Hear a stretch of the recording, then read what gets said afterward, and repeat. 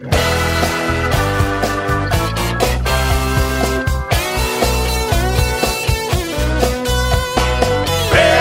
is coming, don't stand in the way. FAIRtax is coming across the USA. FAIRtax is coming to clean up this mess. We got to get rid of the IRS. Hey, hey! Hey, hey! Hello, welcome again to FAIRtax Power Radio. I'm Bob Paxton. And I'm Ron Malero. And we are the FAIRtax Guys. And I tell you what, I've got kind of a surprised look here this morning, because on the past couple of episodes of FAIRtax Power Radio, we've been going through all the good points of the fair tax, trying to make this a positive campaign in favor of the fair tax, is not so much a negative campaign against the IRS and the income tax, at least for the next couple episodes. And I thought we were all done, and you turned around and said, we didn't get through the list. What do you mean? Oh, there's a back page. You sneaky thing. You handed me something with something on the back of it, and I didn't realize it. And that's because there are so many advantages to the fair tax in every aspect of American life. So we're going to do another episode of Advantages of the Fair Tax. All right, and we will do this. This is our back page episode. Yeah. But before we dig in, let me give you your email address, thefairtaxguys@gmail.com. Thefairtaxguys@gmail.com. Encourage you to go to our Facebook page and like it. And, of course, the Fair Tax organization has a Facebook page. We're not the only Fair Tax people on Facebook. Oh, yeah. So we would advise folks to go onto Facebook that have that and just do a generic search on Fair Tax and go look at all the different pages. Some of the states have pages. Sure. Of course, we have a page, the FAIRtax official page where we do our Facebook Live thing. They're all there. So go check it out. Leave a question or a comment to any or all of them, and they'll be happy to get back to you. There's a new one that I discovered through Randy Fisher, and there's one, it's actually called Electing a Fair Tax President. Oh, yes. I subscribe to that one. Yep. So Randy posts a lot to it. Yeah.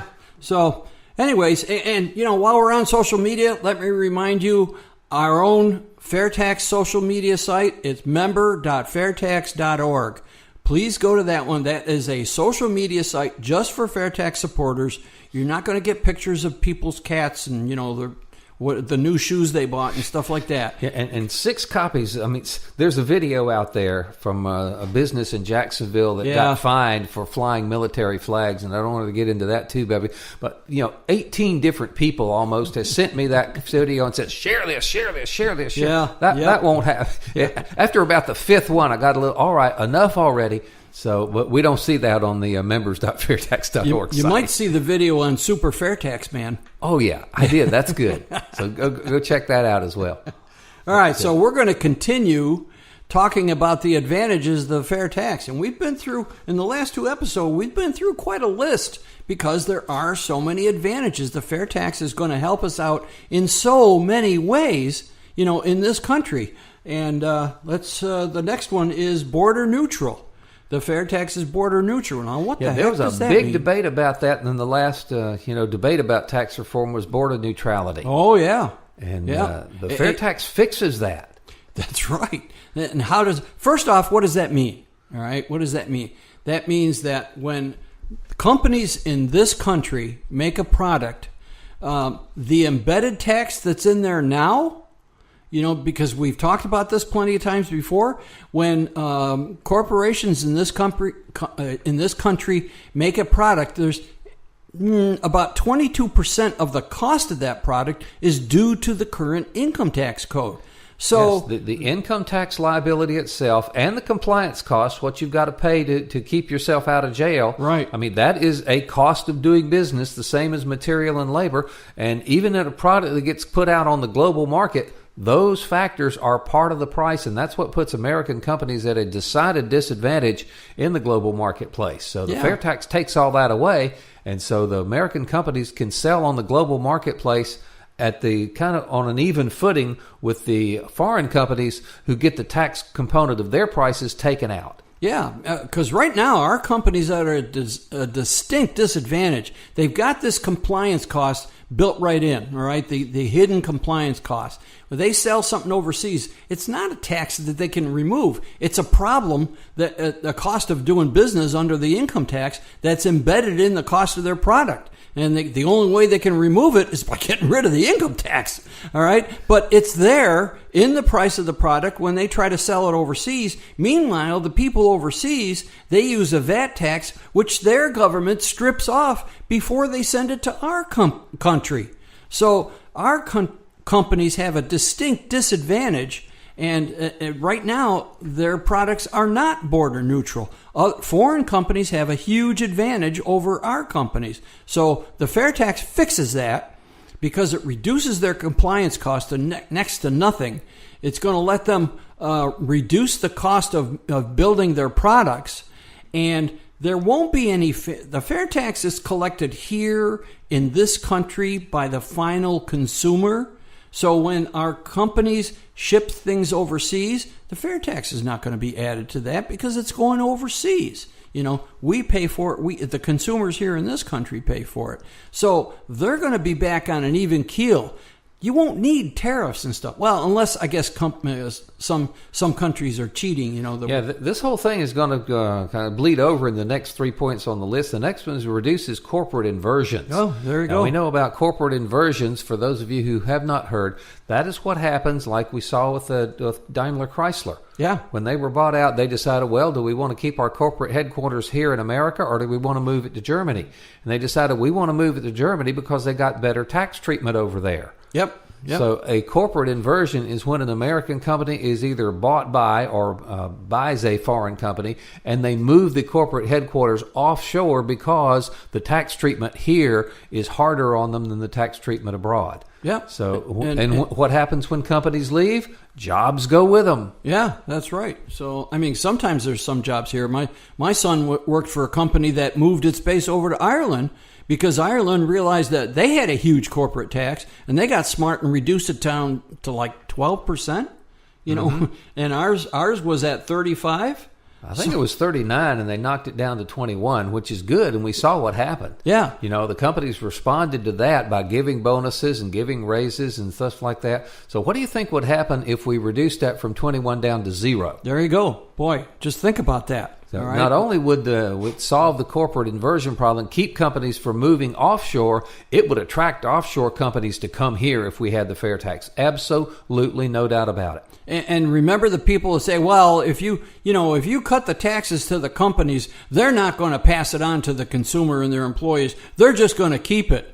Well, is that what's been happening in the last 4 months? That has been proven dead wrong. No. The companies will do what they do best. What they would really like to do is grow their company, which means they have more people. They hire more people so that they can make more products or services so they can have more customers. That's what they're about, is growing their company. Yeah, the competitive pressures of the free marketplace. Yeah. All it takes, if you got 10 different companies in one sector and one company says, all right, I'm going to pass this savings on and get a bigger market share. We see this in the airline industry all the time. When somebody cuts fares on a given route, if United cuts fares on a given route, America and Delta aren't too far behind, So the competitive pressures in the free marketplace will not let these companies just keep this windfall. Not going to happen, as we've seen it. In fact, we've already seen, and of course, some politicians are calling that crumbs, but to most people, that's real money that they're coming back in. And real money would be if the corporate income tax goes away entirely. Yeah. So those three, as Bob said, border neutral, reduces corporate inversion, and makes tariffs unnecessary. You hit the tariffs. Those three work hand in hand. Now, that's a big thing right now going on with the president trying to put tariffs on steel and stuff like that in China. Yeah. And, that's...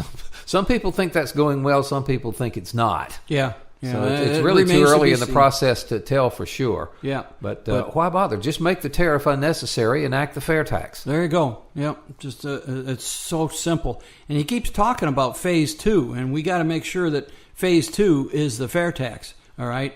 So let's see. You can be somewhat optimistic on that, given that Mike Pence was a co-sponsor of the fair tax when he was in Congress, so he obviously knows about it.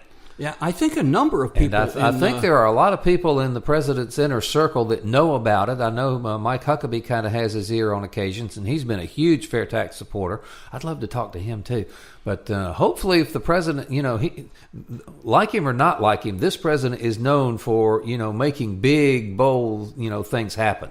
I was wondering. Remember, we've mentioned before Kevin Brady, who is currently the chair of the Ways and Means Committee. He was a fair tax co-sponsor since day one in 1999 until this year, all right, until the 115th Congress, and then he did not co-sponsor the fair tax because his boss, Paul Ryan, had his Better Way plan.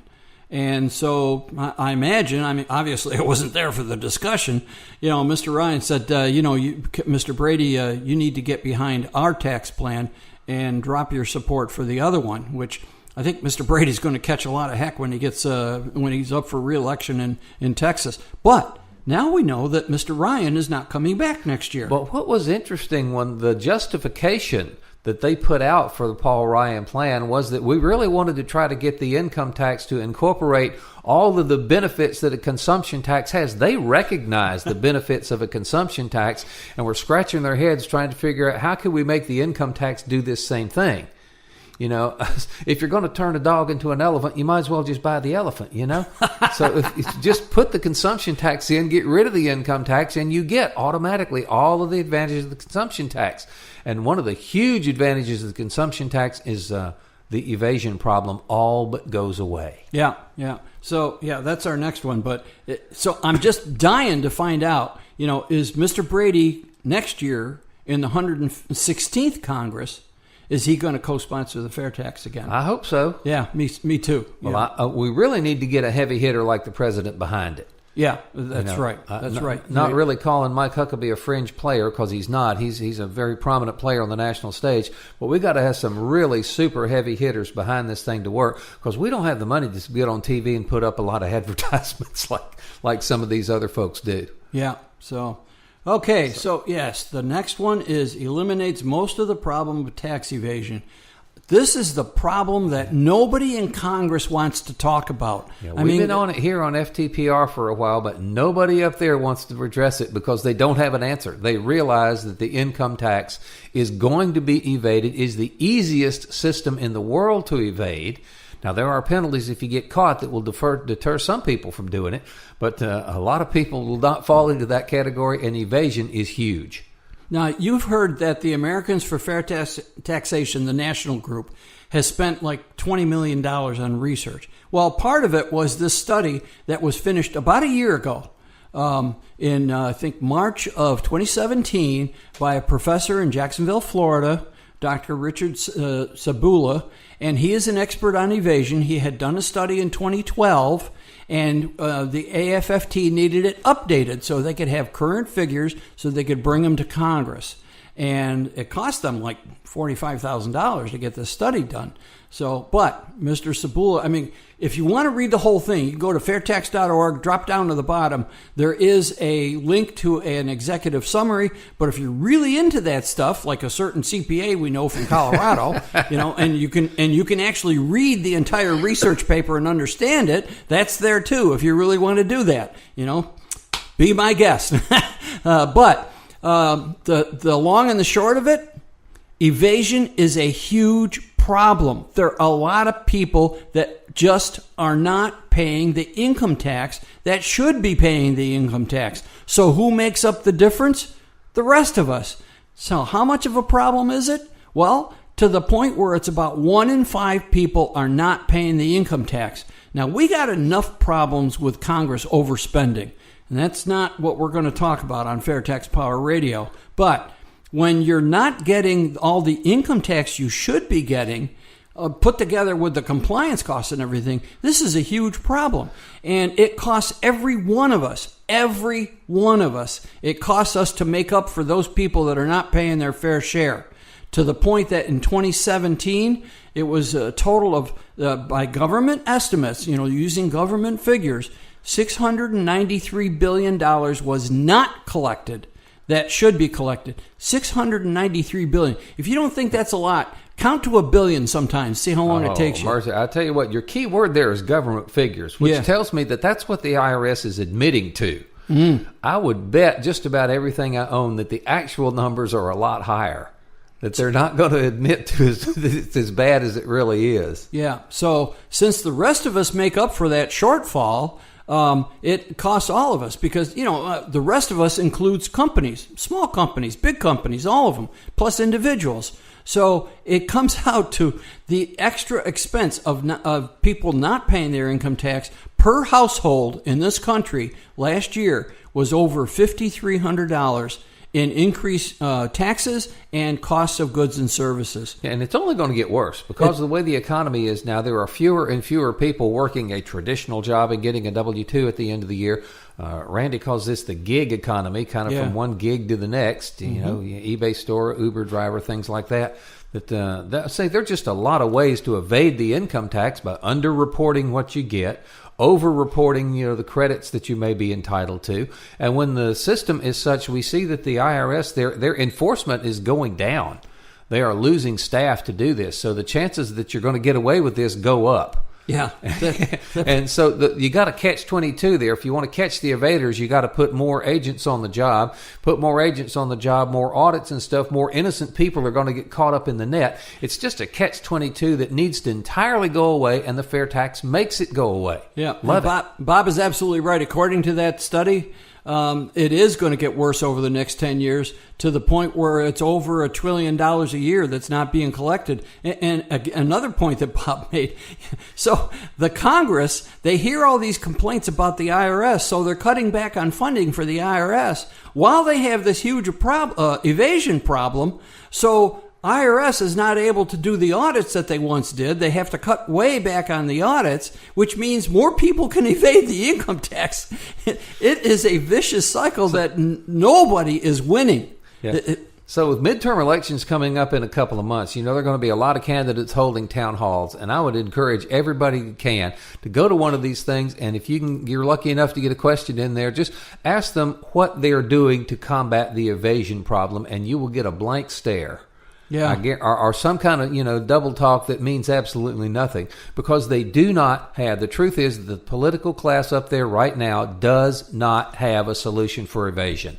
The only solution for evasion is to change the system, and the best way to change the system is to jerk out the old one by the roots because it's not working, and put in the fair tax. Yeah, because what do you think evasion will be like for a sales tax? What is evasion like right now in the States? The only significant evasion you see with a fair tax is the case where a retailer collects the tax from the consumer but does not remit it to the state, their revenue department. Yeah. And so that's where the states, and all 50 of them have, at least 45 of them have a sales tax. So they know how to look for that kind of thing. And it's real simple. I mean, the company has to keep books. So the state looks at the books and says, your sales is this much. You should have remitted this much tax, but you only remitted this much. Oh, what's the difference there? And that's easy to catch. That's right. Therefore, it's something that doesn't happen very often. Evasion will go to next to nothing with a fair tax. Yep. And so I encourage people, if you've got a state sales tax and you happen to be in one of those states that has a sales tax but no income tax, pay your sales tax. All right. You do not want a state income tax. I mean, think of the states that have a sales tax and a state income tax. There are people moving out of those states and into the states like Florida that have only a sales tax and no income tax. So. All right, we got to move on because we're running short on time here. Underground economy will become taxpayers. That is a big one. Yeah. How many drug dealers do you know that fill in an income tax return on their illicit income? Probably not very many. No. But they still buy things. And people who make their living with cash under the table, with less than legal means, they all buy things. They become taxpayers under the fair tax. You spread the tax base out. And when you do that, when you got more people contributing to the taxes and you're raising the same amount of revenue, I mean, it's just mathematical certainty that each individual's share goes down. You'll That's pay right. Most people, despite what some of the demagogues will tell you, most people, and this has already been studied and figured out, most people will pay less fair tax than they will pay income tax. That's right. And they have this calculator on the FAIRtax website that you can go to. I'm not sure exactly what page it's on, but they've been working on that for a while. So, yeah, Bob is absolutely right. I mean, you all know what a sales tax is like because most states have one of some kind. And it's very simple. It's very efficient. And it collects the amount of revenue it needs. And like I said, there's 9 states that have sales tax only and a few other ancillary taxes, and no income tax works very fine for them. It works great. So that's what we want to do with the whole country. It really reduces evasion, and those people that are currently evading the income tax can be very difficult for them. Right now, they're not evading the state sales tax, whatever state they're in. I mean, they buy things, they pay the sales tax. Yeah, so they may be evading the federal income tax, but they are not evading the state sales tax wherever they live. It's nearly impossible. How do you go buy groceries and not pay the fair tax? The state income tax, or you go to a big box store and you buy a new TV. How do you do that without paying the state sales tax? Not very common. I don't know how you can do that, So unless you're buying stolen equipment, and that's a whole nother ball of wax. We won't get into that. No, but we'll tell you that if you buy used goods from the guy, buy it out of the trunk of his car on the corner of the road, used goods, and we're talking now thrift stores and things like that. Yeah. No fair tax on used goods. That's right. That's a big advantage. So, you're going to upgrade your TV and the other one works fine. You just want a better one, a smart TV, a little bigger and so forth. So you put your TV on eBay, or you sell it to Uncle Joe, in another part of town or something like that. It's used. There's no fair tax on it. So it's very simple. You get your money and you give them the old TV. Same thing with the used stuff you buy on eBay. It's used. Now, the biggest advantage, used cars and pre-owned houses. We don't call them used houses, do we? No, I don't. Although they are. But still, so for the families that are just getting by, if it comes time where they have to buy another car, they can buy a used car and legally avoid the fair tax. And when it's time for them to buy their first house, no problem. You buy a pre-owned house and there's no fair tax on it. Used items are not subject to the fair tax. So that's going to be a big boon for the people that most need it. Also, it's going to help the environment because, I made the point, I was a science teacher for a long time. When you buy a car, especially when you buy a new car, you are using energy. Made this point before. It takes a lot of energy to make a car.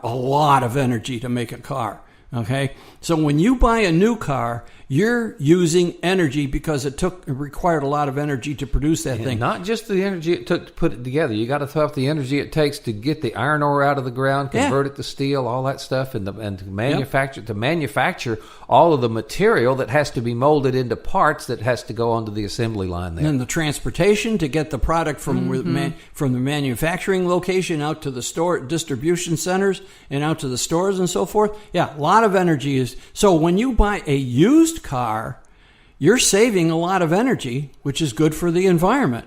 Okay? So yes, the fair tax will help the environment in that way because it encourages people to buy used stuff. That's a good thing. And it also helps the environment by eliminating the need to print, get this, over 2,100 different forms and pamphlets that the IRS currently puts out. Yeah, can you imagine that? Can you just think about it for a system? An income tax code so complex and so difficult to understand, it takes over 2,100 different pamphlets and publications to explain it and address all the different parts of it. Yeah. So, and I bet you Jade Watley's read most of them. He probably knows them by heart. Yeah, because it is amazing for the people that specialize on taxes. They consume that information and they just whip it up like that. Yeah, it is impressive. We like to mess with Jade a little bit, but he's really a good old guy, and I suggest that you tune in the webinar and check him out. Yep. I really do. Yep, he's a good guy, very knowledgeable. Remember, he started out not too long ago hearing about the fair tax, I think he said from his brother or brother-in-law, and he was rather skeptical. He says, you remember, because we interviewed him here, CPAs are trained to be skeptical. So he was skeptical about the fair tax. So he did his reading. He read the books. He read the legislation. He read the research papers and so forth. And he has come to be a strong fair tax supporter. And he, you get it from him on, is the fair tax going to put CPAs out of business? No. CPAs do a lot more than just taxes, okay? So it's not going to put them out of business. It's going to relieve them of some huge headaches. That's for sure. Let them concentrate on the other lines of services that they do offer. That helps everybody. Yeah, sure. Yeah. So, it's a good thing. There are so many examples. So, yeah, encourages reuse, recycle of goods. The no tax on used goods, no fair tax on used goods. What's not to like? So we've spent 3 episodes here talking about the advantages of the fair tax, and that's because there are so many advantages of the fair tax. Yeah, but I want to hit the biggies one more time here. First, it makes income tax returns go away. You will never spend hours on end filling out forms, either online or pencil and paper. You'll never again have to share the intimate details of your personal finances with the government. Income tax returns go away with the fair tax. Withholding from your paycheck goes away with the fair tax. Bring home your full gross amount, because the federal payroll taxes also go away with the fair tax, and every legal household in the country gets a monthly prebate, which for a family of 4, 2 adults and 2 kids, $631 a month. We're not talking chump change here. Yeah, that's true. And no record keep. Now, this episode airs several weeks after the whatever the tax filing deadline was. It ended up being April 18th. Yeah. The 15th was a Sunday.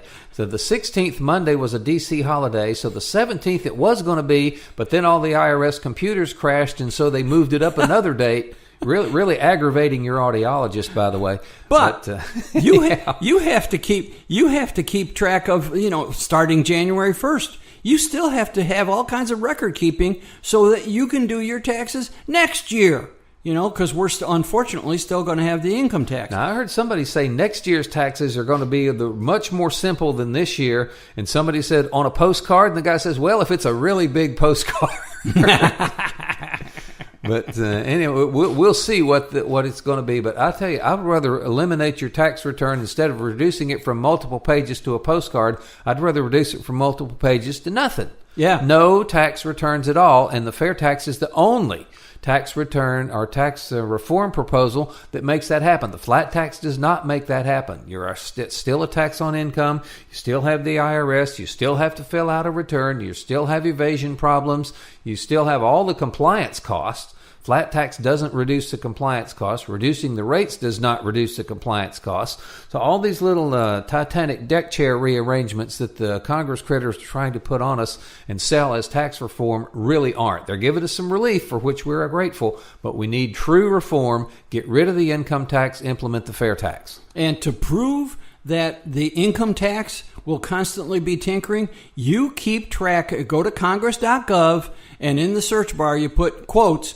Internal Revenue Code and push the search button, and it'll show you how many proposals have been submitted to change the tax code. As of the day we're recording this, it's 1,292. By the time this episode actually hits the air, it'll no doubt be over 1,300. Yeah, 1,300 proposals to change the tax code, and we still got another 8 months of the year to go. Congress will kick it up, and next Congress, when the new Congress is sworn in next January, they'll start from scratch, and those proposals to change the tax code, even though we heard all this ballyhoo about, this is the greatest tax change in a generation, they're still trying to change it. They were still trying to change it as that bill was being debated. Yeah, that's right. They were still trying to change it, and are still trying to change it after it passed. Yeah. What does that tell you about the hold that the lobbyist class has on our Congress people? Yeah, that's right.